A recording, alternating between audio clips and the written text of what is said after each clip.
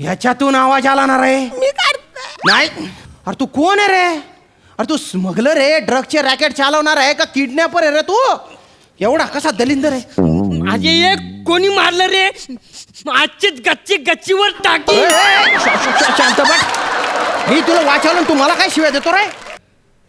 पप्पा पप्पा मम्मा भूक लागली. म्हणजे देतो थोडं वेळ दे. हा गेला की मी देतो मी. पप्पा कोण आहे हा?